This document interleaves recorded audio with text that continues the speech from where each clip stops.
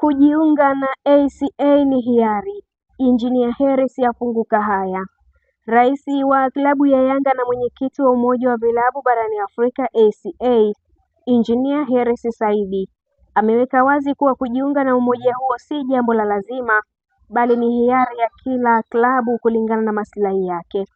Kauli hiyo imeonyesha kuwa msimamo wa klabu ya Simba wa kutaka kufahamu faida na malengo ya kuanzishwa kwa ACA ni wa msingi, kwani kila klabu ina haki ya kujiridhisha kabla ya kufanya maamuzi ya kujiunga na umoja wowote. Injinia Hersi Said amesema ACA imeanzishwa kwa lengo la kuimarisha umoja wa vilabu barani Afrika na kuleta mwelekeo mpya wa maendeleo ya soka, akifahamu kuwa hata barani Ulaya umoja kama huo ulianzishwa miaka 18 iliyopita na ulianza kwa vilabu 14 pekee. Ameeleza kuwa kutokana na kuwa ni suala la hiari, mara tu faida zake zitakapoonekana wazi, vilabu vingi vitaanza kujiunga kwa wingi. Kwa sasa amesema vilabu 10 tayari vimesajiliwa huku vingine 32 vikiwa kwenye mchakato wa usajili ambao ukikamilika vitatangazwa rasmi. Injinia Hersi Said ameongeza kuwa baadhi ya vilabu vinamilikiwa na jamii, hivyo hulazimika kupitia mchakato wa vikao na makubaliano ya pamoja kabla ya kufanya uamuzi, wakati vilabu vya mtu binafsi navyo huhitaji mashauriano ya ndani kabla ya kujiunga. Amesisitiza kuwa ni sahihi kusema vilabu vinasuasua, bali ni muhimu kila klabu kuelewa faida atakayoipata. Amefafanua kuwa ndani ya ACA kuna wajumbe 12 kila kanda, ikiwa na mjumbe wake ambaye jukumu lake ni kuelimisha na kueleza vilabu juu ya manufaa ya kujiunga na umoja huo. Katika miaka ya karibuni soka la Afrika limekuwa likipiga hatua kubwa, lakini nyuma ya maendeleo haya changamoto bado ni nyingi. Kuanzia maslahi ya vilabu, haki za wachezaji, hadi sauti ya vilabu kwenye maamuzi makubwa ya soka la Afrika. Ndipo likazaliwa wazo la ACA, African Clubs Association, yaani umoja wa vilabu barani Afrika. ACA ni nini?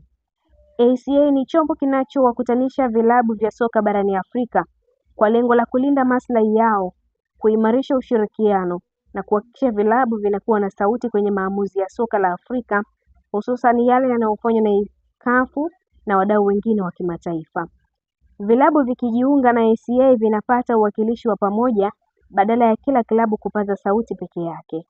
ACA hutoa msimamo wa pamoja kwenye masuala kama ratiba za mashindano, kanuni za usajili, pamoja na mgao wa mapato ya mashindano ya CAF.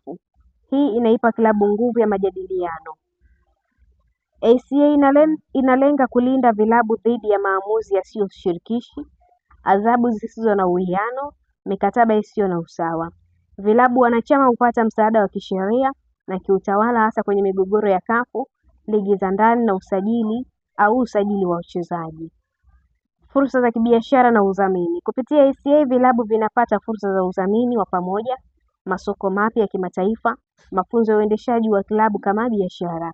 Hii inasaidia klabu kuongeza mapato, kujiendesha kitaalamu na kujitanua kimataifa. ACA hutoa warsha kwa makocha na viongozi, mafunzo ya usimamizi wa vilabu, ushirikiano wa kiufundi kati ya vilabu. Matokeo yake ni soka bora, mifumo imara ya vilabu, viongozi wenye weledi. Kupitia ACA vilabu vinaweza kushawishi ratiba rafiki kwa wachezaji, mapumziko ya kutosha, mashindano yasiyobana ratiba. Hii hupunguza majeraha, uchovu wa wachezaji, migogoro kati ya vilabu na timu za taifa.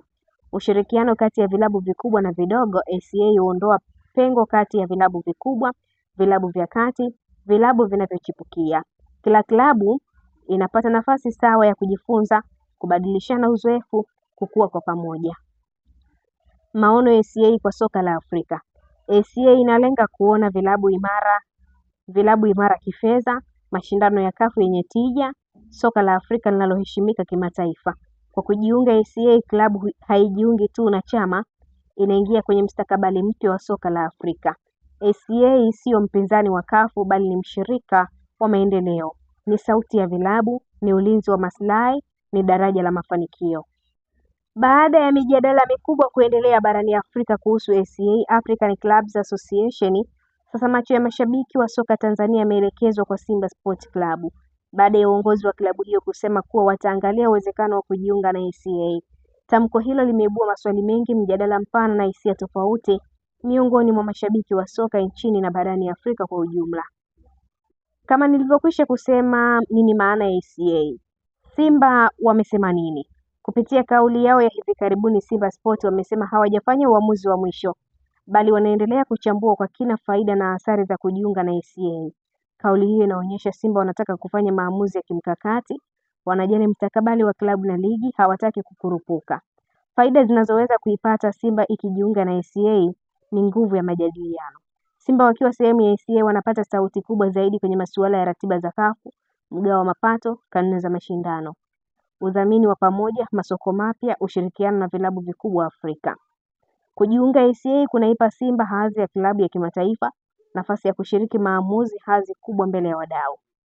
Lakini pia kuna maswali ya kujiuliza, changamoto zinazoweza kujitokeza. Je, itahusianaje na mahusiano ya Simba na CAF? Ada na majukumu ya wanachama yakoje? Vilabu vya Tanzania vitakuwa na msimamo mmoja?